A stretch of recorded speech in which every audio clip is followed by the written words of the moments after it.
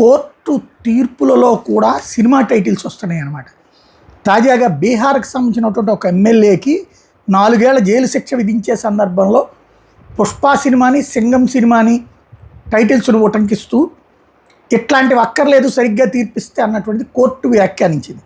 నూతన సంవత్సర వేడుకల సందర్భంగా కాల్పులు జరిపి ఒకరి మృతికి కారణమైనటువంటి బీహార్ బీజేపీ ఎమ్మెల్యే రాజు కుమార్ సింగ్కి ఢిల్లీలోని ప్రత్యేక కోర్టు 4 ఏళ్ల జైలు శిక్ష, 25 లక్షల జరిమానా విధించింది.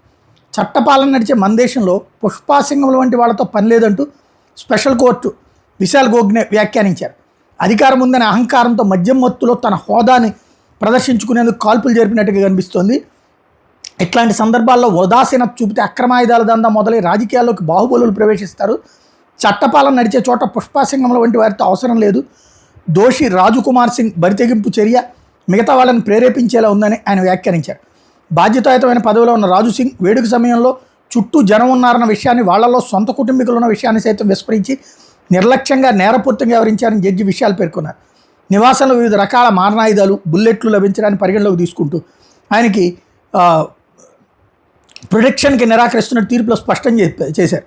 జరిమానాతో పాటు ప్రాణాన్ని తిరిగి తీసుకురాలేమంటూ జడ్జి విశాల్ వివిధ వ్యాపారాలతో భారీగా ఆదాయం పొందే రాజు సింగ్ బాధితురాలి కుటుంబానికి 25 లక్షల పరిహారం ఇవ్వమని ఆదేశించారు.